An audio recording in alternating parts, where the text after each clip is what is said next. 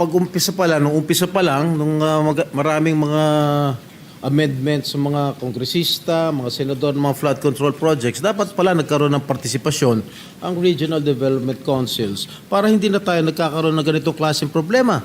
Dahil sino ba ang mga mastermind ng mga ghost projects? Eh, di ba yung mga engineers dyan sa mga DPWH? Hindi naman mga senador, hindi naman mga congressman eh. Actually, marami hong revelations nangyari dito sa flood control. Narinig ko, sinabi rin ni Secretary Dizon, marami sa mga flood control ni plano wala eh. No? So kung plano wala, definitely yung master plan wala rin. No? So marami dito parang patse-patse po yung mga projects pero hindi alam kung talagang makakatulong o hindi. So ito po yung kinokorek ngayon ng DepDev, DNR as well as DPWH. No?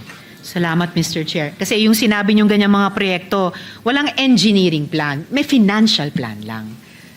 Kaya po nagbunga ng hindi ng flood control kundi ng corruption at yung mga pagdurusang dinadaanan ng mga kababayan natin ngayon. Mr. President, if I may interject. Yes, with the permission Mr. of, President, Senator Estrada. Risa. I think the presiding officer is busy. Senator Estrada is recognized. Thank you. Just only one question, Your Honor. Kung magkakaroon ba ng partisipasyon ang Regional Development Council dito sa mga flood control projects, magkakaroon ba tayo ng mga ghost projects?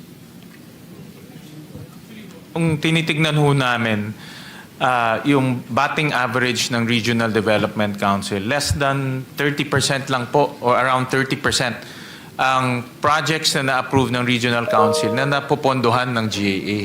So ang ibig sabihin ho dyan, kahit na ho nag-usap-usap yung mga LGUs, hindi ho napopondohan yung kanilang mga projects. But in a perfect world, sana ho ganun. No, dahil ang Regional Development Council, kasama doon ang LGUs, DPWH, DNR, lahat ng mga regional agencies nandoon ho. So doon sila dapat nag-uusap-usap kung ano po yung magandang project sa kanila. Pag-umpisa pa lang, nung maraming mga amendments sa mga kongresista, mga senador, mga flood control projects, dapat pala nagkaroon ng partisipasyon ang Regional Development Councils para hindi na tayo nagkakaroon ng ganitong klaseng problema. Dahil sino ba ang mga mastermind ng mga ghost projects? Eh, di ba yung mga engineers dyan sa mga DPWH? Hindi naman mga senador, hindi naman mga congressman eh. Tama ho. Kailangan ho talaga, mas maganda ho talaga dumadaan sa Regional Development Council. Kahit na ho yung meron ko, kasi alam niyo naman, bilang dating mayor, meron tayong mga City Development Council, Provincial Development Council, kahit man lang dumaan doon para at least vetted and coordinated yung project. Kasi sa pagkakalam ko, I'm sorry, Senator Risa, yung mga mayors na napaglaanan ng pondo ng mga flood control projects, hindi nila alam na meron silang mga flood control projects sa sarili nilang bayan. Am I correct? Di dapat alam, dapat naabisuhan yung mga local government units na meron silang ganitong klaseng flood control projects. Parang sa Quezon City na rinig ko na si Mayor Joy Belmonte hindi niya alam na meron ganitong klaseng project na flood control project sa kanyang kinasasakupan. Eh dapat talaga na bilang isang mayor, o bilang isang governor, o bilang isang local chief executive, alam nila kung ano nangyayari sa sarili nilang bayan o sarili nilang probinsya. Hindi yung nabubulagaan na lang sila, oh, bakit meron palang flood control project dito? Hindi namin alam. Pala, ghost project na pala. Tama ho, I agree with you, Senator Jinggoy.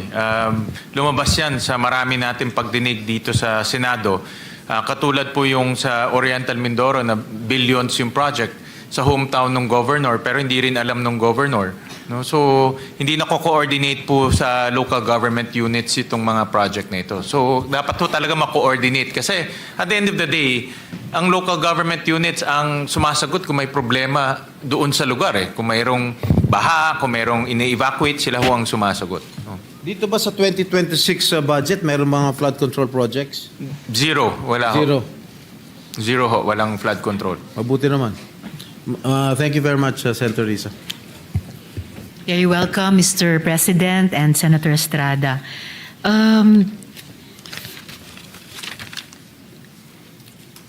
Sa DepDev pa rin po, Mr. Chair, Tumitingin na po ba sila sa mga alternative ways para i-address yung flood damage? Halimbawa, pagbibigay daan sa ilog na dumaloy, sa halip na labanan ito o i-constrict ito, o kaya pagpapalaki ng water retention capacities ng mga upstream swamps.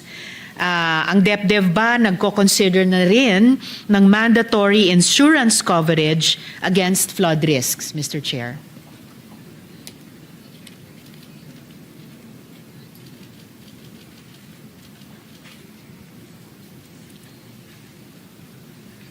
Doon po sa River Basin Master Plan, yan po ang plano ng DepDev this coming New Year na talaga hong maglabas na ng mga master plans. Sila na hong mag-spearhead per river basin so that itong master plan po ang susundan insofar as flood control projects are concerned. No? So, malaking endeavor ho yan, pero I believe na umpisa na yan in the past administrations. Kailangan lang po ma-update. So, yun po yung isa sa mga malaking aktibidad nila this coming New Year. Insofar as the insurance po, wala hong ganun na project po ang DepDev. I think pwedeng tignan yan ng DepDev. Tignan ho nila kung how we can inject an insurance coverage dun po sa mga flood-prone areas or affected areas by mga ganitong climate change. Salamat, Mr. Chair. Or baka pwede rin nilang pag-aralan, pagtulungan ito dun sa binanggit nyo kaninang review ng GSIS, NIIP, or iba pang pwedeng bahay ng insurance para naman dun sa school buildings. Kasi lahat naman affected nitong mga disaster caused na mga pagbabaha. And I hope as far as yung New Year's plan ng DepDev na talagang i-champion yung River Basin Master Plans, I presume and I hope na katrabaho nila doon yung DENR na matagal na rin. Yun na nga po, may sinusulong na mga nature-based solutions and master plans to if not completely prevent, at least i-mitigate yung epekto, masasamang epekto ng mga natural disasters na ito. Wake-up call ho talaga itong nangyari ho sa Sobra atin po. at dapat umpisahan ho natin to sa pagpaplano dahil kung wala hong plano talagang papatsi-patsi lang po yung project at hindi ho nakikita yung solusyon. No? So yan po naman ang plano ng DepDev. At yun naman po yung traditional na, kumbaga, core competency niya, core business niya sa buong gobyerno. No? Gumagabay, palagay ko, sa lahat ng opisina sa executive na ayusin yung buong development process mula pagpaplano hanggang sa evaluation at pagpaplano muli cyclically, Mr. Chair. Sabi ho sa akin ni Secretary Balisacan na part of the charter of the DepDev is master planning. No? So, linagay ho sa batas talaga na mandato na nila ngayon na tulungan yung iba't ibang agency o mag-spearhead pagdating ho sa master plans. Exactly, Mr. Chair. Salamat po para doon. Huling tanong ko po sa round na to tungkol sa veto recommendation ng DepDev pa rin.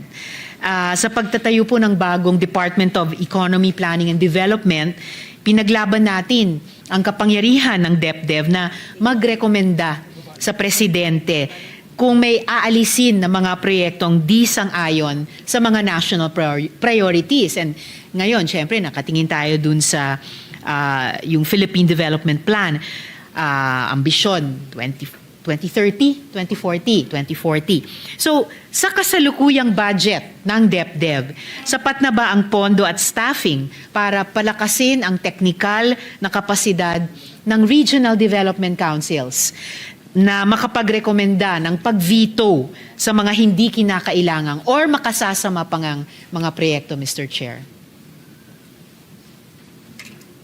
Actually, admittedly ho, kulang pa sa manpower and capability and DepDev pagdating ho sa monitoring and evaluation ng mga projects.